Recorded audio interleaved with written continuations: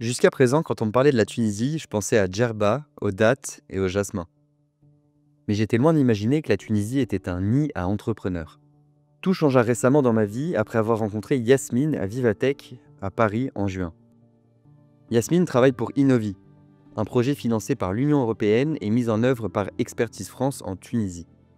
J'échange avec Yasmine plusieurs fois, puis elle me fait rencontrer des startups tunisiennes à Paris. Je découvre alors que la Tunisie est aujourd'hui devenue une vraie capitale de la tech en Afrique. Il fallait que je fasse mes valises et que je voie ça de mes propres yeux. Alors, en quelques semaines, avec Yasmine et l'équipe Innovi, nous avons travaillé sur un documentaire sur l'écosystème startup tunisien. Durant cette expédition, je vais rencontrer des entrepreneurs, des investisseurs, des incubateurs.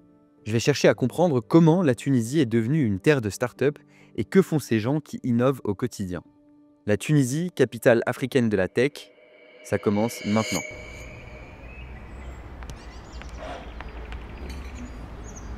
Oh Hey Yasmine, comment tu vas? Super. Et toi? Bah super bien, je suis content d'être là. Bienvenue en Tunisie. On est où ici? Eh ben, on est à la banlieue nord de Tunis et c'est Sidi Bou Saïd, le village bleu de Tunis, super français. Trop cool. Bon bah la météo m'a été clémente. Ouais, ça va, t'as pu bien t'installer. Je me suis bien installé, j'ai fait un bon trajet, je suis vraiment trop content d'être là. Eh ben, on est super ravis de t'accueillir. Et j'ai trop hâte que ça commence. Bah oui. Il y a quelques semaines on était ensemble à Paris. Ouais. Et là nous voici ici en Tunisie. J'ai trop hâte de découvrir l'écosystème, de rencontrer les startups. Comment tu te présentes? C'est qui en fait Yasmine? Bah, ça fait un bon moment que je travaille dans l'écosystème entrepreneurial tunisien, notamment comme tu le sais avec Expertise France en Tunisie. Donc j'ai commencé sur le projet Innovi qui vise à appuyer l'écosystème de l'entrepreneuriat innovant. Donc il a démarré en 2019 et là il va bientôt arriver à terme en février 2025. On travaille avec plusieurs acteurs de cet écosystème et notre objectif c'est de soutenir cet écosystème via un programme de subvention. Donc là on soutient des structures intermédiaires pour qu'elles puissent à leur tour soutenir des entrepreneurs et des startups. On travaille aussi beaucoup sur du renforcement de capacité pour ces structures. On essaie aussi de bosser sur le cadre réglementaire et puis enfin de valoriser tout cet écosystème parce que c'est très important de positionner aussi la Tunisie sur la scène à l'international. Comme tu as pu le voir à Paris. Bonjour. Bonjour, merci beaucoup. Merci. Comme je te disais, on s'était croisés du coup à Vivatech. Et donc là, tu as pu voir qu'on avait une délégation et ça fait partie des actions qu'on met en place pour créer des connexions et des ponts entre l'écosystème tunisien, les autres écosystèmes, notamment français, africains, sur la région MENA. Ça dépend vraiment des orientations des startups et de leurs besoins.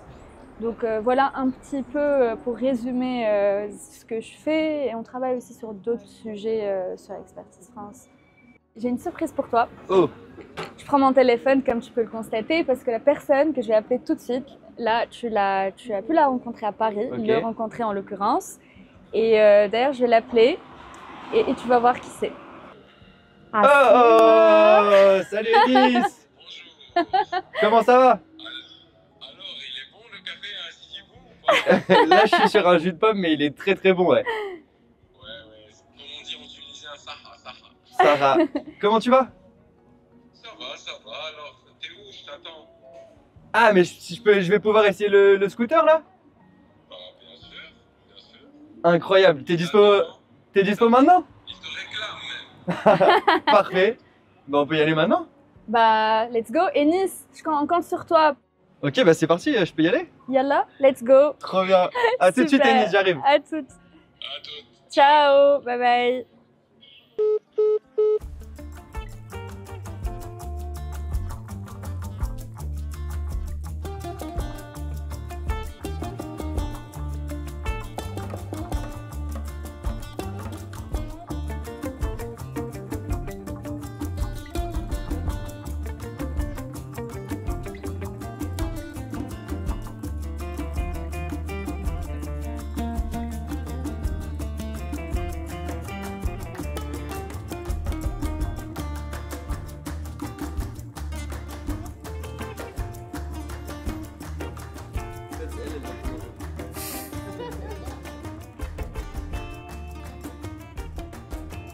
J'ai rencontré Enis à une soirée pitch d'entrepreneurs tunisiens à Paris.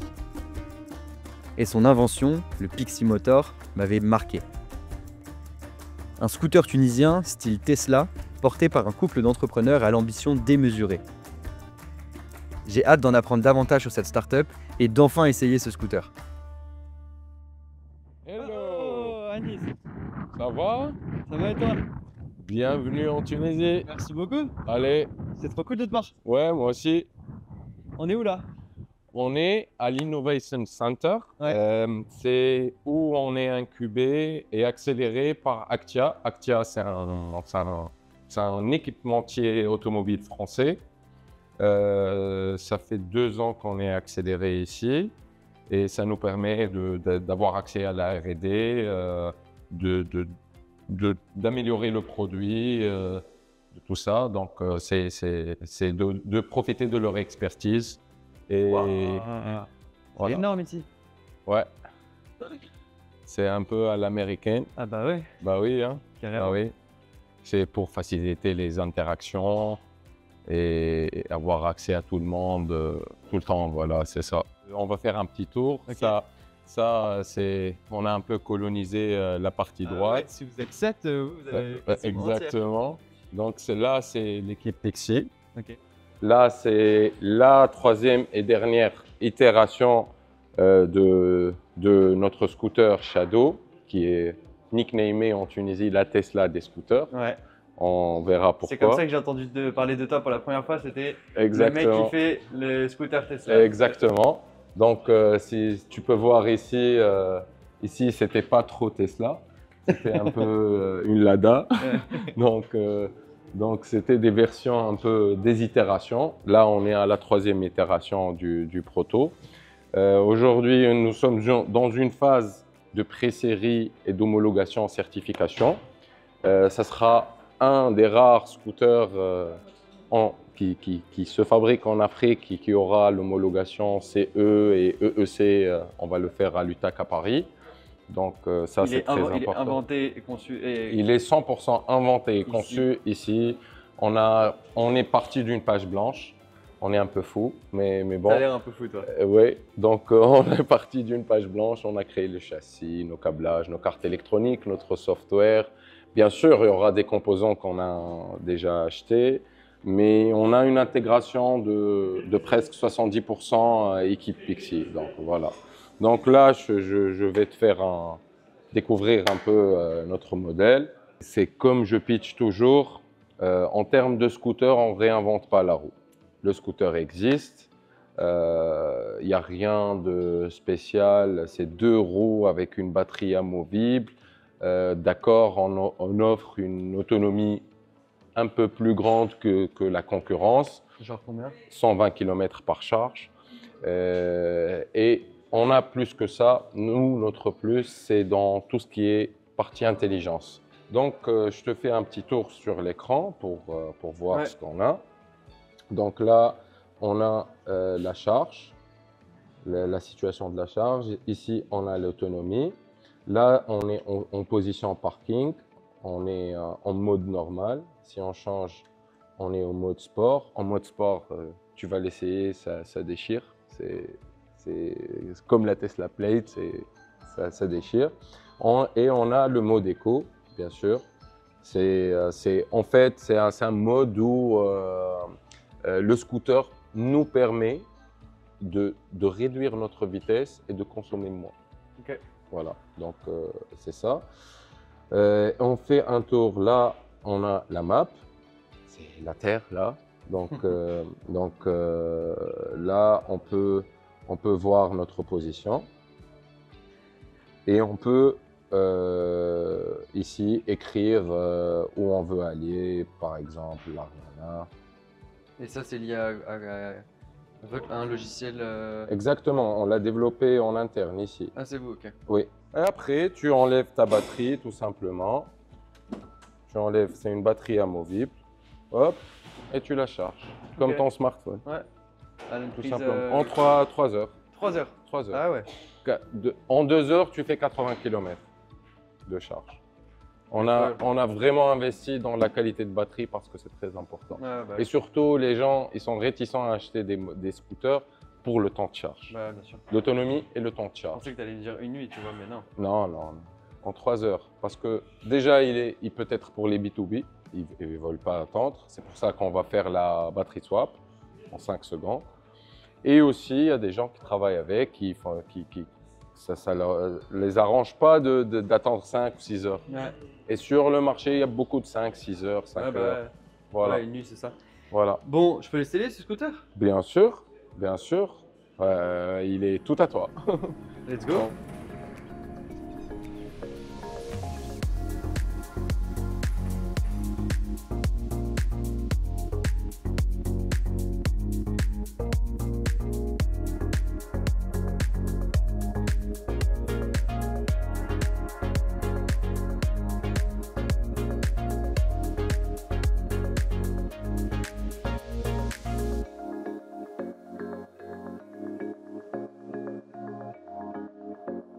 Que s'est-il passé en Tunisie pour que naissent partout à travers le pays des startups prêtes à conquérir le monde? Pour le comprendre, allons rencontrer Tarek, directeur de Smart Capital, un acteur central de l'innovation tunisienne qui a participé à faire changer le pays ces dernières années. Moi, je m'appelle Tarek Triki. Je suis directeur général par intérim de Smart Capital. J'ai intégré l'équipe de Smart il y a à peu près 3 ans pour travailler sur le fonds Innovatech, pour être directeur du fonds Innovatech. En fait, Innovatech est un fonds d'investissement qui adresse les PME en phase de transformation digitale ou qui incrémente une technologie. Bon, on va faire un peu d'historicité, ce qu'il faut pour pouvoir un petit peu planter le décor. Il faut savoir que la Tunisie avait adressé l'innovation dans une logique d'accompagner des PME à faire des investissements technologiques prioritaires, à faire ce genre de choses. Mais le véritable instrument qui a été créé pour adresser des entités complètement structurées autour de l'innovation, ça avait été en 2006 avec les fonds d'amorçage qui ont été créés en 2006, fonds d'essaimage également, et avec lesquels on a commencé à pouvoir adresser ces premiers sujets d'entités complètement structurées autour de l'innovation. 10 ans après, les premiers startups qu'on a fait dans la foulée, que l'économie tunisienne a fait dans la foulée, ont commencé à dire comment est-ce que la Tunisie peut être un pays qui soit plus startup friendly en gros. Et ce groupe, qui a fini par devenir une task force, a eu l'occasion de travailler avec la personne publique pour pouvoir créer ce qui devint après le Startup Act. Le Startup Act, bien entendu, en tant que tel, étant un framework juridique, un cadre juridique global, devait être accompagné par des mesures d'implémentation et des mesures de financement, ce qui est grosso modo ce programme-là. La volonté et le souhait de créer de nouvelles startups ne s'est pas essoufflé en dépit du fait que nous ayons épuisé au moment de la création une partie importante sur le stock initial avec lequel on a commencé, mais on voit qu'on a toujours le même engouement pour créer des startups, pour contribuer à la croissance de cette partie de l'économie. Merci pour toutes ces informations, c'était un plaisir. Merci beaucoup. Et puis à bientôt. Merci.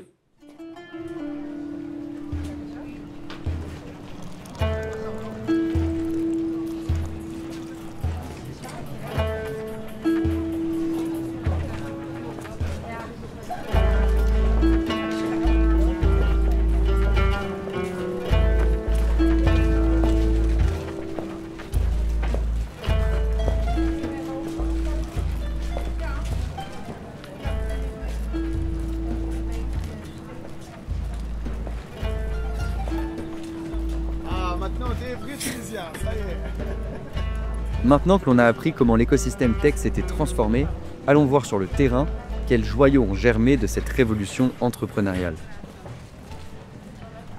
L'un des acteurs clés de l'écosystème tunisien actuel s'appelle The Dot. Et on dit souvent que c'est le Station F de Tunisie, là où fourmillent au quotidien tous les acteurs de cette chaîne de valeur tunisienne.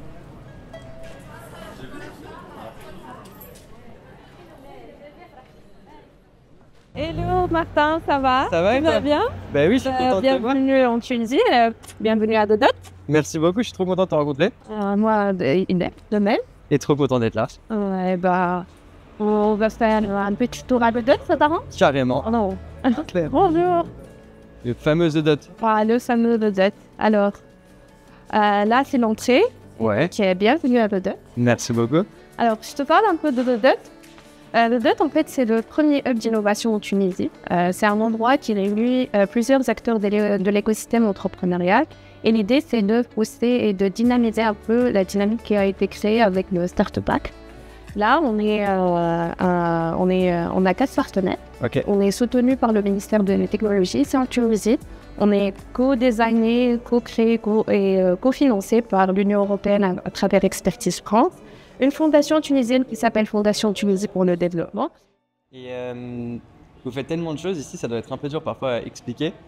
Quand tu rencontres quelqu'un, je sais pas, un événement, en soirée, comment tu arrives à expliquer The Dot en quelques phrases? Ce qu'on dit toujours, The Dot, c'est un endroit où tu peux vraiment explorer en vivant là-bas ou en le voyant. Parce qu'il y a tellement de choses qu'on fait ici. Il y a aussi le fait qu'on rencontre du monde. Il y a vraiment des rencontres qui peuvent aller jusqu'à des collaborations. Il y a des collaborations qui se sont faites dans les couloirs. Et c'est la magie de Dot. On peut faire des presse, on peut présenter les programmes, des concept notes. Mais ce contact humain, on est très human-centered. Et on design et on fait la conception de programmes en fonction vraiment des besoins des entrepreneurs ou des structures d'accompagnement. Donc nous, on se présente comme Ecosystem Builder, Ecosystem Enabler. Et on est le cœur de l'écosystème entrepreneurial en Tunisie. Donc il n'y a pas de concurrence ici. Tout ce qu'on fait, c'est qu'on travaille tous ensemble. Et comment cet endroit est né? Ça fait combien de temps que ça existe? Et qu'est-ce qui s'est passé entre aujourd'hui et depuis le début de The Dot? Alors, en 2021, c'était l'inauguration de The Dot. Et l'idée, c'était d'avoir un grand bâtiment avec des programmes qui répondent aux besoins de plusieurs stakeholders de l'écosystème entrepreneurial. Et là, pendant ces années, on a créé 10 programmes. On a une communauté de 400 startups. On a une large communauté de 3000 personnes qui sont sur la plateforme Sinoia. Il y a aussi 1500 événements qui ont eu lieu ici, des info sessions, des demo days, des trainings, tout type d'événements. Et qu'est-ce qu'on a d'autre? Plein de choses. C'est déjà pas mal. C'est trop cool. Et en fait, le secret, c'est qu'on ne fait rien seul. Hein. On implique toujours la communauté. On est une petite équipe et l'idée, c'est qu'il y a ici tout le monde qui peut aider. Et vraiment, il aide. Tout le monde est ouvert à aider, à participer, à co-créer, à co-designer. Nous aussi, on travaille en mode start-up où on lance très rapidement nos programmes et on les teste et on s'adapte à chaque. Tu vas revenir, c'est sûr. Ah, c'est pas impossible. Ça va? Ça va et toi? Super. Trop cool, merci beaucoup d'être venu. Pas de soucis. Il est un peu tard. Non, ça va. Comment tu vas? Super, et toi? Et Comment ça bah, se passe, la Tunisie? ça se passe plutôt pas mal. Je suis arrivé depuis quelques jours et peut-être je vais rester en fait. Hein. Je t'ai dit que t'allais rester. C'est vrai que tu m'avais prévenu. Bon, moi je te connais, mais pour ceux qui ne te connaissent pas, est-ce que tu peux nous expliquer un peu qui tu es et ce que tu fais? Oui, donc je me présente, je m'appelle Mohamed Benhamed, je suis le fondateur de la startup Acodip. C'est une startup qui est incubée ici, à The Dot, et c'est la première startup en Tunisie qui a commencé à se positionner en tant que fournisseur de solutions pour le secteur de l'aquaculture et les pêches.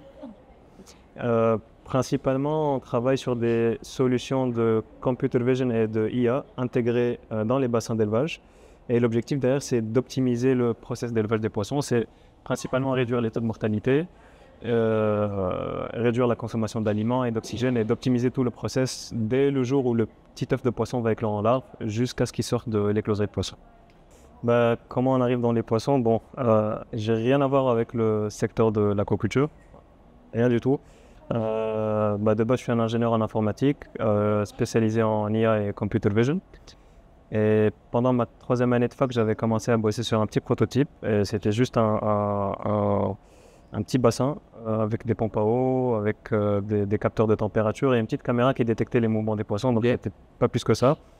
Après, ce qui était intéressant en fac, c'est qu'on a eu l'opportunité d'avoir un retour de plusieurs entrepreneurs dans l'IA, l'IoT en Tunisie.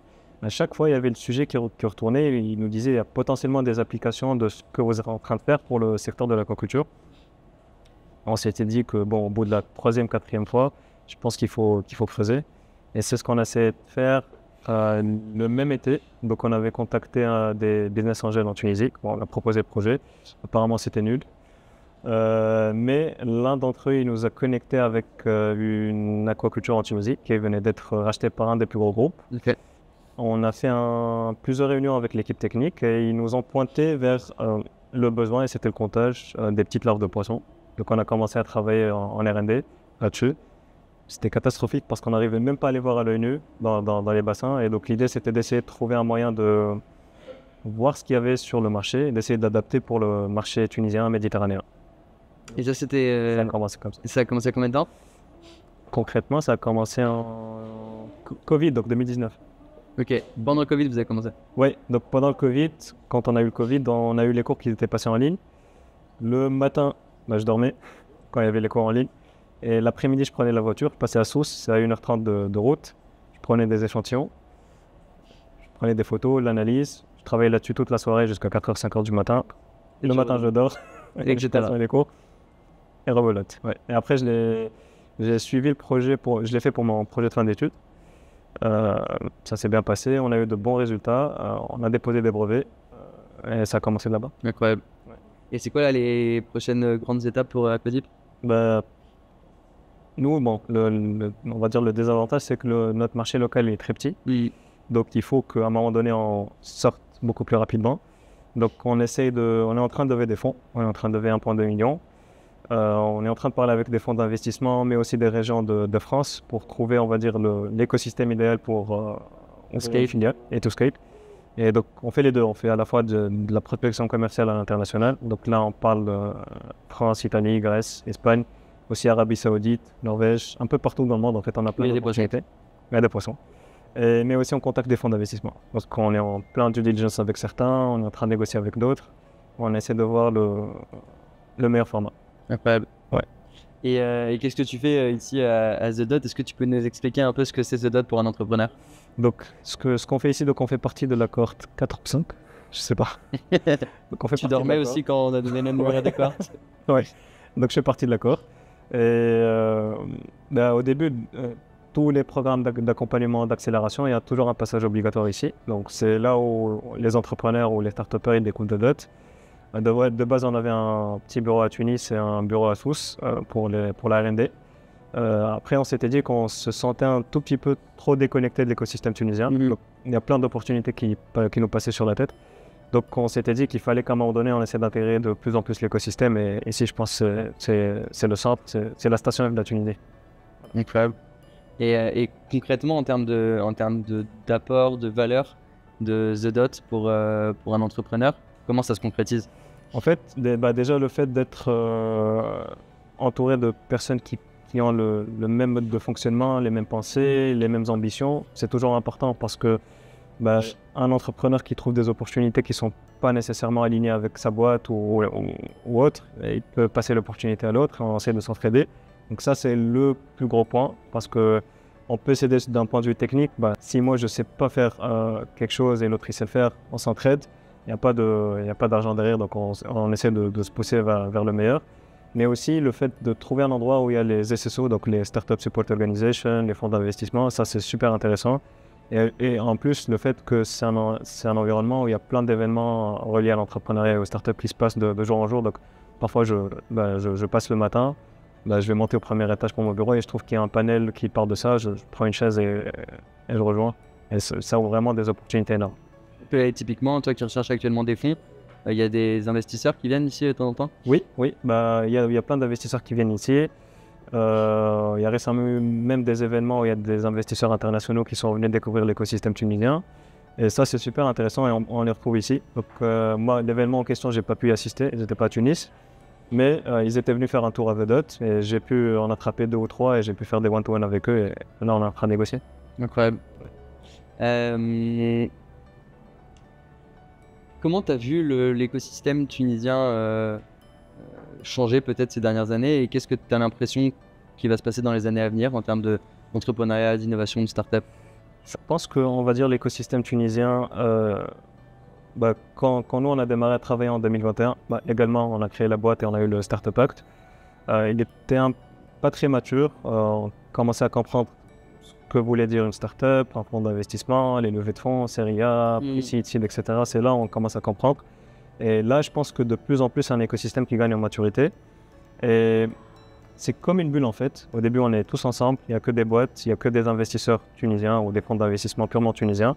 Et là, c'est une bulle qui commence à éclater de plus en plus. On commence à avoir plus de visibilité à l'international par rapport aux fonds d'investissement, mais aussi par rapport aux clients.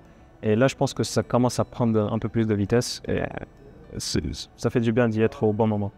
C'était hyper cool de parler avec toi. Ouais. Merci beaucoup. Toujours un plaisir. On se dit à très vite. À très bientôt, merci. À plus, Mohamed. Un écosystème entrepreneurial sans financement n'a pas souvent les moyens à la hauteur de ses ambitions. Mais ce n'est pas le cas de la Tunisie, dont les acteurs ne cessent de se développer. On rencontre Dekra Kelifi, partenaire chez 216 Capital, l'un de ces acteurs qui change la donne. Bonjour, bienvenue. Merci beaucoup. Ça va? Ça va super, merci beaucoup. Ça se passe bien? On est tous les deux en chaussettes bleu, colorées en et en bleu. bleu. Plaisir. Donc, je m'appelle Dekra Kelifi et je suis partenaire, managing partner chez 216 Capital, qui est une société de gestion 100% tunisienne et on opère dans le venture capital. Voilà. Moi, je dirais actuellement, on a deux fonds. Le premier, c'est un fonds qu'on a commencé en 2022, en août 2022, avec une thèse que je trouve super intéressante parce qu'on était le premier child fund finalement du fonds de fonds tunisien qui était initié par l'État tunisien. Et donc l'idée était de se positionner plutôt d'une manière qui était très utile pour les startups qui ont passé du temps à attendre l'investissement. C'est-à-dire qu'il y avait en anglais on dit les low hanging fruits, des startups comme par exemple Whatnow, comme Avidea, des startups tunisiennes qui avaient besoin d'être financées et avoir des investissements plutôt d'investisseurs tunisiens pour avoir plus de crédibilité avec des investisseurs internationaux, et que ce soit européens ou régionaux en Afrique. Donc la thèse, elle est très, très simple. On investit dans des entreprises, des startups technologiques. Donc c'est des fondateurs qui sont plus tunisiens, mais aussi on a pu investir dans des fondateurs africains.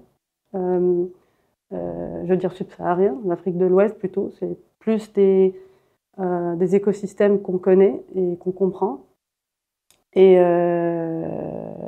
ça, c'est le premier fonds. Donc c'est un fonds de 10 millions d'euros. Les tickets moyens, je dirais, c'est de 250 000 euros. On a investi jusqu'à 500 euros en premier ticket avec des follow-on jusqu'à 1 million d'euros. Okay. Et on a 15 startups dans notre portfolio. On est en train de closer avec 5 autres. Je pense qu'on va finir l'année avec 20 startups. Et entre-temps, donc, on s'est rendu compte que finalement, qu'il fallait préparer aussi le pipeline et continuer à produire des startups qui étaient investable en Tunisie. Donc on a travaillé sur un fonds en pre-seed qu'on va lancer bientôt. Voilà. Après, comme dans, je pense, tout écosystème, il y a 3 volets sur lesquels je pense qu'il faut travailler. Un, c'est justement générer des startups, créer un pipeline. Et ça, je pense que finalement, en termes de structure, d'accompagnement de l'écosystème, il y a tout ce qu'il faut. Il y a des mécanismes d'accompagnement généralistes. On commence à se spécialiser de plus en plus. Il y a un écosystème de l'investissement qui commence à se créer et qui se met en place. Le 3e volet reste encore un peu... J'ai l'impression que c'est pas encore quelque chose qui se passe pour être dans le politiquement correct. Le 3e axe serait c'est l'accès bah, l'accès au marché. Il y a l'accès au financement, c'est bon, on a les startups, mais l'accès au marché. Et alors, dans Ces quel sens startups. c'est deux problèmes? Alors, l'accès au marché, c'est dans le sens où, je pense qu'il y a encore des efforts à faire au niveau réglementaire pour que les startups tunisiennes puissent opérer d'une manière globale et accéder à d'autres marchés, notamment peut-être africains, privilégiés d'ailleurs, et européens, et au niveau international, globalement. Et la deuxième chose, je pense qu'il y a une participation quasi nulle des entreprises et des corporates tunisiennes pour justement être clientes, participer au développement, créer finalement cet écosystème. Parce que finalement, si on finance des startups, on s'attend à ce qu'elles aient des clients. Et les clients ne sont pas encore sensibilisés, ne sont pas encore peut-être prêts, hein, je veux dire, à justement embarquer dans cette nouvelle économie. Et peut-être que, et je ne dis pas ça parce que je suis passée par Orange, mais juste cette entreprise-là en Tunisie qui est en train de faire du bon boulot là-dessus. Donc voilà, c'est peut-être une invitation. Bah oui, une invitation.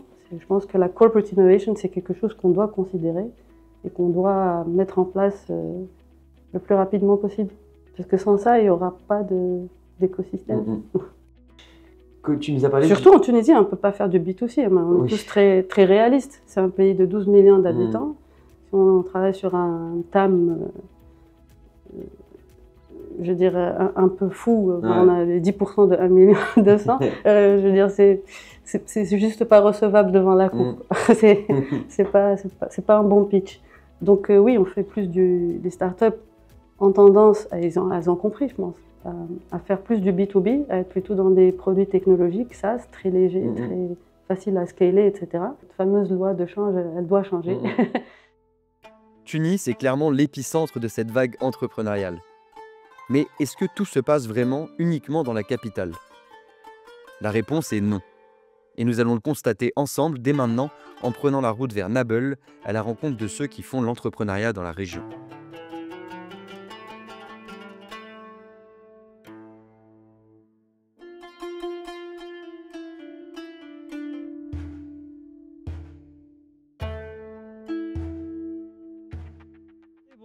Bonjour Martin. Comment ça va? Comment ça va? Super, là j'ai fait bonne route. Oui.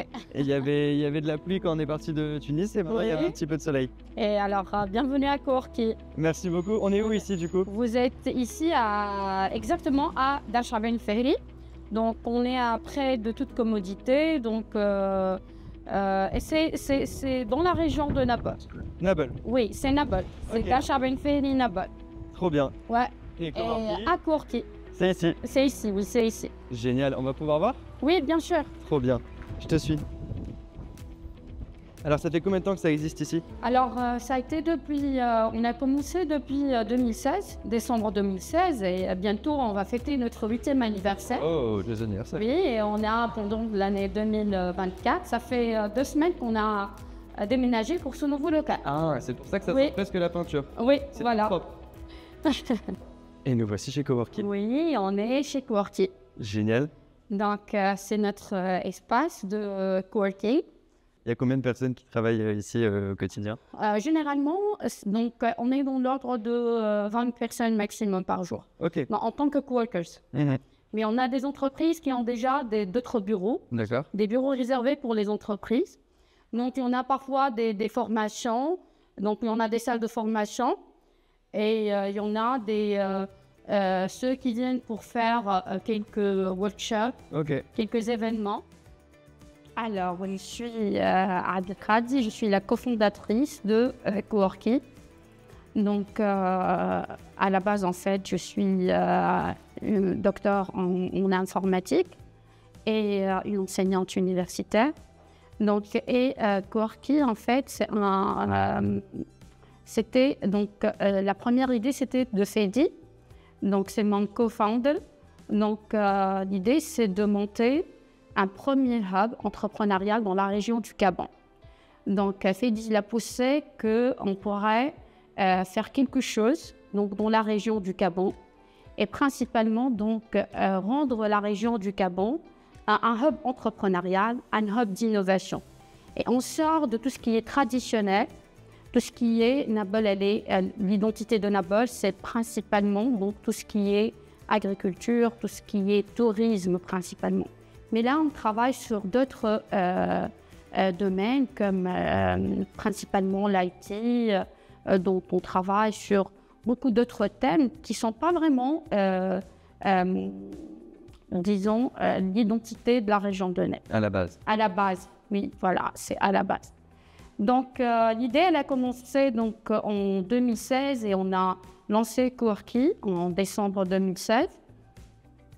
Et on a commencé donc, notre aventure.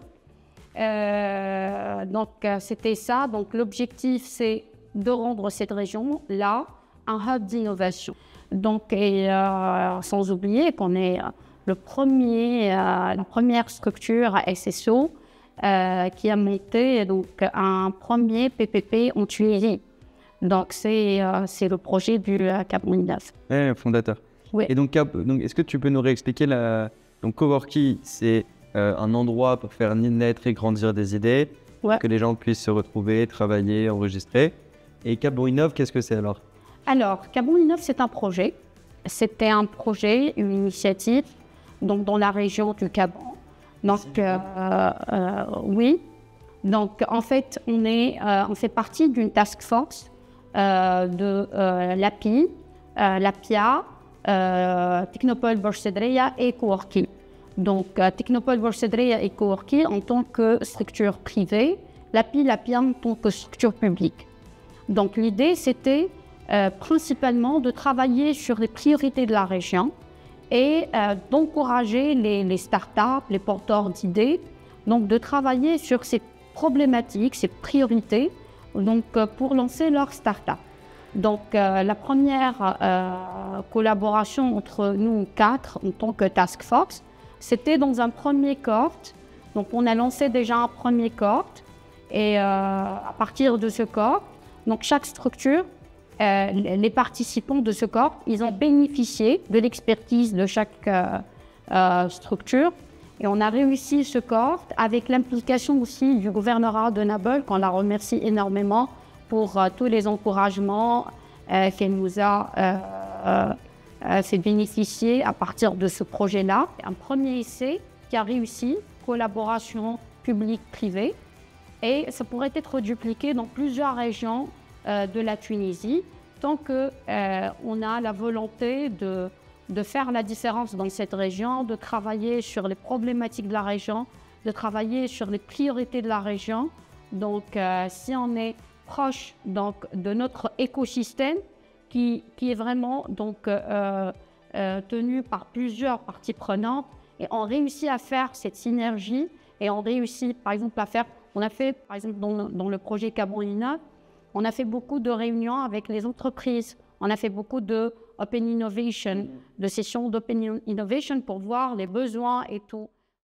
Merci beaucoup. Merci. À très vite. Merci Martin. Entreprendre en ayant conscience de notre impact positif semble aujourd'hui un véritable enjeu. Il fallait que je rencontre ceux qui au quotidien œuvrent pour un entrepreneuriat social et solidaire.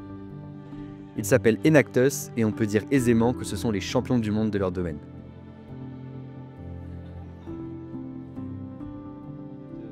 Te demander de te présenter, qui es-tu? Alors, je suis Raoul Ardim Boussama, je suis la présidente and CEO d'Enactus Tunisie depuis le lancement d'Enactus Tunisie en 2009. En 2009, donc ça fait longtemps. Ouais. Ça fait combien de temps? Ça fait plus de 15 ans. 15 ans. Oui, on célèbre cette année 15 ans d'activité en Tunisie. Et alors, moi j'ai monté mon premier projet chez Enactus, donc je connais très bien Enactus. Parfait. Mais pour ceux Un ancien. Exactement. Pour ceux qui ne connaîtraient pas, est-ce que tu peux nous expliquer un petit peu ce que c'est Enactus? Alors, Enactus, c'est une organisation d'entrepreneuriat social qui a été fondée en 1975 aux États-Unis, qui a énormément évolué depuis. On n'était pas vraiment dans l'entrepreneuriat social au début. Puis on a migré en 2013 vers un entrepreneuriat social, un entrepreneuriat responsable, économiquement, socialement et environnementalement aussi, parlant. Alors, ce qui est vraiment spécifique à Enactus, c'est que d'abord, c'est une organisation qui regroupe des étudiants, des business leaders et executives et des enseignants universitaires qui travaillent ensemble pour un développement durable, équitable, global et inclusif. Et dans ce parcours-là, les étudiants ils sont invités à travailler sur des problématiques sociales, environnementales, avec une réponse et une solution économique pour justement avoir un impact durable sur leur communauté et envers la planète. Donc, nous avons commencé en 2009. Tout le monde était un peu sceptique par rapport à ce concept à l'intérieur de l'université tunisienne. Mais heureusement, comme on dit, la sauce a pris très très vite. Et on est parti de 7 équipes vers aujourd'hui 90 équipes avec un réseau de plus de 3500 étudiants chaque année.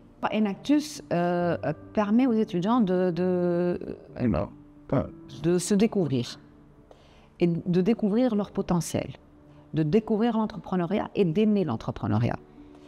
En plus, ce que propose Enactus, c'est un entrepreneuriat responsable envers la planète, envers la communauté, et tout en gagnant de l'argent. Parce qu'on peut on peut impacter tout en gagnant de l'argent. Et c'est ce que les étudiants, en fait, c'est cette aventure-là, c'est l'entrepreneuriat, c'est de sortir de leur zone de confort. On a beaucoup, par exemple, d'étudiants ingénieurs. On est à 56% d'ingénieurs de tous bords. Et ces étudiants, malheureusement, à l'école, au sein de l'université, ils n'ont pas cette possibilité, l'opportunité de connaître l'entreprise. Pour eux, c'est un monde qu'ils découvrent et qu'ils apprécient aussi. Et ça, c'est bien. Parce qu'on change avec l'économie responsable, on change de culture d'entrepreneuriat, un entrepreneuriat sauvage, si j'ose dire, vers un entrepreneuriat qui prend en considération les enjeux sociaux et environnementaux. Pour moi, Enactus, c'est l'expérience qui m'a forgé la personnalité, donc qui a changé ma vie. Youssel depuis 3 ans, c'est pas Youssel aujourd'hui. Donc les projets qu'on a travaillés, l'impact qu'on a vécu, les personnes qu'on a rencontrées, c'est ça Enactus pour moi. C'est vraiment l'expérience en tant qu'étudiant qui a changé la vie. À Enactus, on passe par des phases.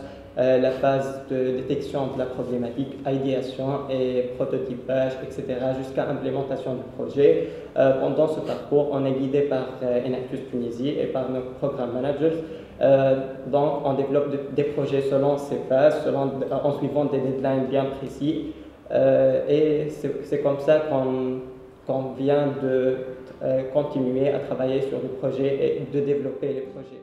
Donc Enactus, c'est là pour accompagner des étudiants, pour leur apprendre comment gérer un projet, comment le créer de A jusqu'à Z, donc de la partie problématique jusqu'à la partie de la création du projet, donc tu vois le projet concret devant toi. Voilà, c'est ça Enactus, c'est vraiment quelque chose qui personnellement m'a changé ma vision des choses, etc. Donc, voilà. L'année dernière, 2023, on était présent dans la World Cup et on a eu le titre de vice-champion du monde. Donc on a eu ce titre-là et on est déterminé pour avoir le championnat de l'année. C'est pas arrêté, on s'est dit que l'année prochaine on va l'avoir et on l'a eu. C'est une fierté. World Cup 2024 is Tunisia!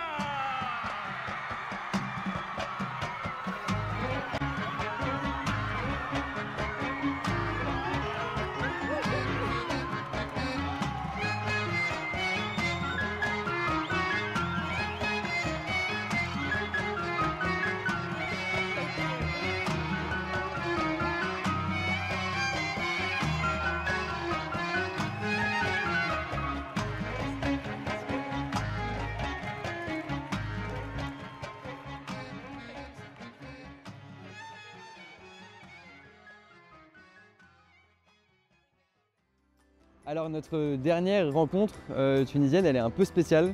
En cette fin de journée, on va assister à un workshop de graines d'entrepreneurs. Graines d'entrepreneurs, c'est un programme de formation, c'est un programme d'accompagnement entrepreneurial comme il en existe pas mal, sauf que là c'est un programme qui s'adresse à des enfants. On va rencontrer d'abord la directrice de ce programme qui crée et porte Graines d'entrepreneurs et puis après on va pouvoir interviewer des enfants. Vous venez avec moi ? Je suis véritablement convaincu que la Tunisie de demain se construit par ces jeunes d'aujourd'hui. Alors, quand j'ai entendu parler d'une structure qui accompagnait des enfants tunisiens à entreprendre, je ne pouvais pas ne pas les rencontrer. Bienvenue chez Graines d'entrepreneurs, une structure d'accompagnement d'un genre nouveau. Donc, Graines d'entrepreneurs, c'est un ensemble de programmes destinés aux enfants âgés entre 8 et 16 ans. L'objectif, c'est de leur inculquer l'esprit entrepreneurial dès le plus jeune âge. Donc, il y a 30% de ce programme est composé de soft skills, donc apprendre aux enfants comment parler en public, comment s'organiser, comment travailler en équipe, gérer leur temps, gérer leurs émotions, mais aussi penser à une idée de projet, l'étudier et aller jusqu'au prototype. Au fil des années, nous avons aussi développé, on a été à l'écoute de l'enfant, de ces jeunes-là, et on a développé d'autres spécialités en robotique, en intelligence artificielle et plein d'autres spécialités. Architecture, stylisme, j'ai vu ? Oui, architecture, stylisme, trading. Donc, quand les enfants nous parlent, par exemple, qu'ils sont intéressés par le trading, on a préparé un programme pour eux. Pareil pour l'architecture, le stylisme, l'artisanat aussi. Il y a beaucoup de jeunes qui sont intéressés par tout ce qui est artistique et artisanal. Et on a aussi expliqué aux enfants comment, avec notre création, on peut créer un site e-commerce et vendre et voilà, tout ça. Donc au début, on a travaillé sur un programme axé entrepreneuriat. L'idée c'était, elle a germé en 2018. On a commencé avec le premier groupe d'enfants pendant les vacances d'été. Et l'objectif au départ, c'était de leur apprendre l'informatique. Hein. Donc, et en allant vers eux, ils n'aimaient pas trop l'informatique. Ils disaient non, j'aime pas la technologie, j'aime pas l'informatique. Et je me suis dit comment faire pour leur faire apprécier ce domaine-là et la technologie et tout. Donc j'ai dit, écoutez, vous avez une baguette magique et vous pouvez créer le projet qui vous intéresse. Et on va utiliser l'informatique pour y arriver. Et là, j'ai vu une lumière dans leurs yeux et j'ai compris que je tenais quelque chose, que j'ai compris quelque chose avec les enfants. Et je me rappelle, il y avait 4 enfants. L'une qui voulait créer sa marque de vêtements, de t-shirts personnalisés. L'autre, il voulait faire des PC gamers. Et avec ces idées-là, on a travaillé avec plein d'outils informatiques. Et après, je me suis posée et je me suis dit, eh ben, l'entrepreneuriat, on peut l'apprendre aux enfants. Ils peuvent apprendre beaucoup de choses, comment résoudre des problèmes, comment avoir l'esprit critique, comment dévier les obstacles, etc. Et à partir de là, on a développé le programme Graines d'entrepreneurs. Donc, on a 13 programmes.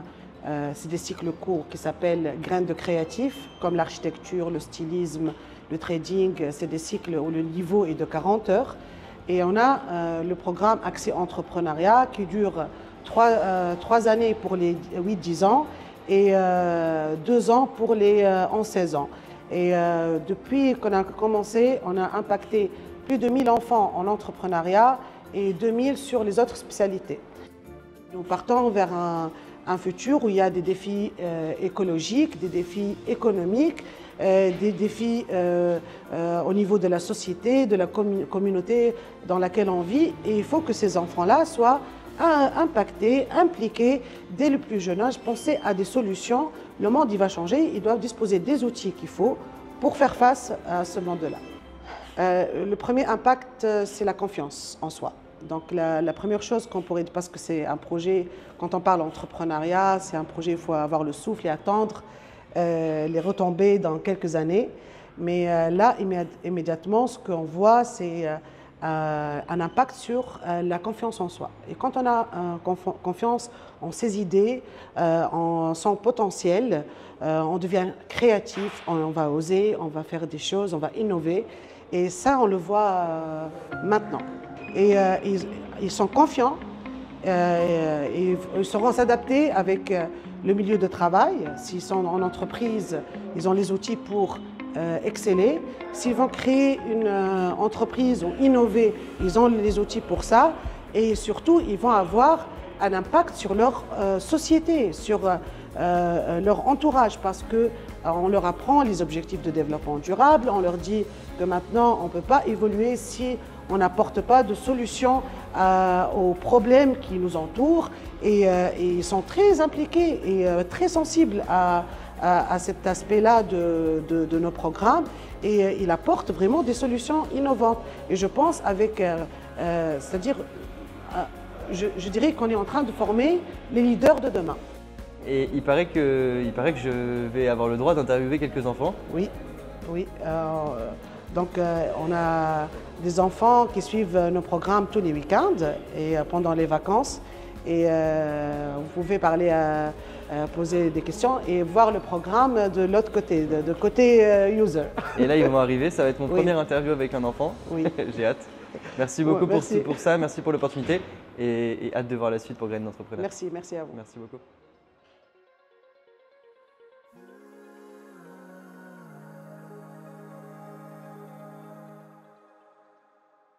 Salut.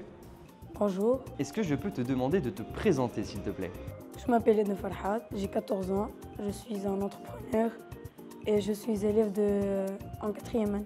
Qu'est-ce qui te plaît dans Graines d'entrepreneurs? Alors ce que j'aime beaucoup chez Graines d'entrepreneurs, c'est vraiment l'ambiance et la façon de faire les choses. Ça se rapproche vraiment d'une start-up dans la façon de réfléchir, dans l'esprit qui est très collaboratif, etc.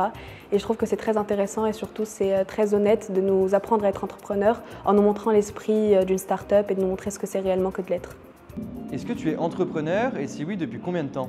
Plus tard, je voudrais devenir entrepreneur ou solopreneur, mais en tout cas, pas travailler en tant qu'employé ou dans une entreprise. Quel est ton projet?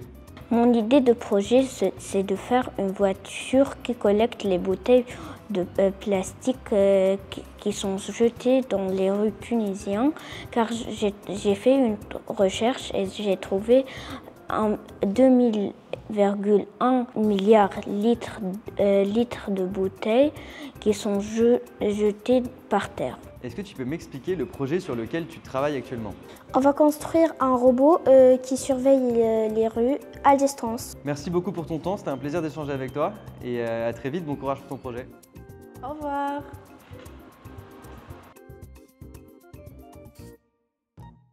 C'est déjà pour moi l'heure de partir. La tête pleine d'apprentissage, de rêves et de rencontres qui auront changé ma connaissance de l'écosystème entrepreneurial tunisien. Mais je ne pouvais pas partir sans dire au revoir à Yasmine, qui m'a ouvert toutes les portes et permis de découvrir cet incroyable écosystème à travers les yeux d'Innovi. Merci beaucoup.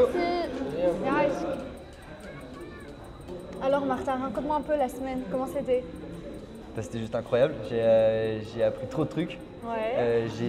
J'ai rencontré des gens qui font des trucs juste incroyables. Et j'avoue, quand on s'était croisés à Paris, j'avais eu un petit extrait, un petit avant-goût de ce que fait la Tunisie en termes de start-up et d'innovation. Mais je repars hyper impressionné par le dynamisme, par l'écosystème. Et puis j'ai vraiment l'impression qu'on est dans un moment clé là, où il y a 10 ans, il n'y avait quasiment rien. Et j'ai l'impression que dans 10 ans, le futur de la Tunisie est fou. C'est un peu ça. Et du coup, qu'est-ce qui t'a vraiment le plus marqué? Je pense que c'est dur de le dire comme ça. Je dirais que quand même, Graines d'entrepreneurs et les enfants, c'était la première fois que j'interviewais des enfants, donc je pense que je m'en souviendrai longtemps. Mais non, je pense que je repars là avec des souvenirs pour toujours d'un pays qui est en train d'exploser, qui est en plein boom sur le côté innovation, start-up, entrepreneuriat. Et maintenant, je ressens presque l'entrepreneuriat un peu partout, quoi. Il va falloir absolument que je revienne. Et en plus, maintenant, tu m'as appris quelques mots tunisiens. Il faut que je perfectionne, sinon je vais tout perdre. Bah oui. Mille merci en tout cas pour ton accueil. On était vraiment ravis de t'aider dans cette visite de l'écosystème tunisien. C'était trop bien. Mille merci. Merci Yasmine. Merci Martin, avec plaisir.